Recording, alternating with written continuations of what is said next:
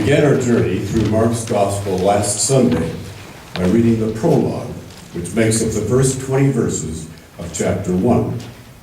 Here we meet Jesus as a follower of John the Baptist. Jesus is baptized by John, and then following John's arrest, Jesus begins his ministry in Galilee. Today we'll hear about the beginning of this ministry. Mark wastes no time moving Jesus into his mission of teaching and healing. The first two public acts, healing in the temple and healing Simon's mother-in-law, created the story told to children just moments ago. And so we pick up the story the following morning. Mark's emphasis as Jesus begins his ministry has two components. First, Jesus is a healer, as we hear the first four stories about Jesus healing a variety of afflictions. It's important to notice that the four who are healed are all people who were marginalized and excluded from their community.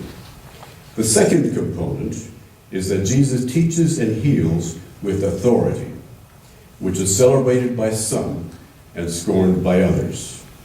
This will become a constant theme throughout the gospel.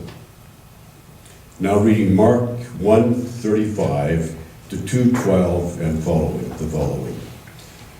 In the morning, while it was still very dark, Jesus got up and went to a deserted place, and there he prayed. And Simon and his companions hunted for him. When they found him, they said to him, "Everyone is searching for you." He answered, "Let us go on to the neighboring towns, so that I may proclaim the message there also, for that is what I came out to do." And he went through Galilee, proclaiming the message in their synagogues and casting out demons. A leper came to him begging him, and kneeling said to him, "If you choose, you can make me clean." Moved with compassion, Jesus stretched out his hand and touched him, and said to him, "I do choose. Be made clean." Immediately the leprosy left him, and he was made clean. After sternly warning him, he sent him away at once, saying to him, "See that you say nothing to anyone, but go, show yourself to the priest and offer for your cleansing what Moses commanded as a testimony to them." But he went out and began to proclaim it freely and to spread the word, so that Jesus could no longer go into a town openly, but stayed out in the country, and people came to him from every quarter. When he returned to Capernaum after some days, it was reported that he was at home. So many gathered around, so that there was no longer room for them, not even in the front of the door, and he was speaking the word to them.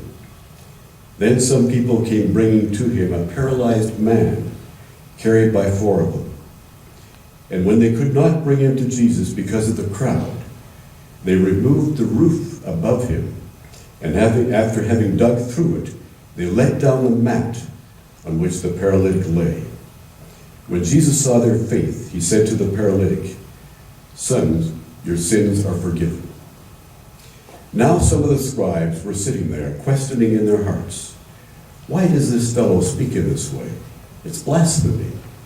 Who can forgive sins but God alone?" At once Jesus perceived in his spirit that they were discussing these questions among themselves, and he said to them, "Why do you raise such questions in your hearts? Which is easier, to say to the paralytic, 'Your sins are forgiven,' or to say, 'Stand up and take your mat and walk'? But so that you may know that the Son of Man has authority on earth to forgive sins," he said to the paralytic, "I say to you, stand up, take your mat, and go to your home."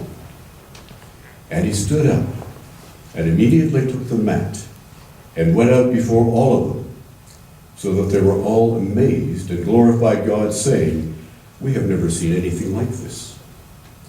Hear what the Spirit is saying to the church. Thanks be to God. Thanks, Tom.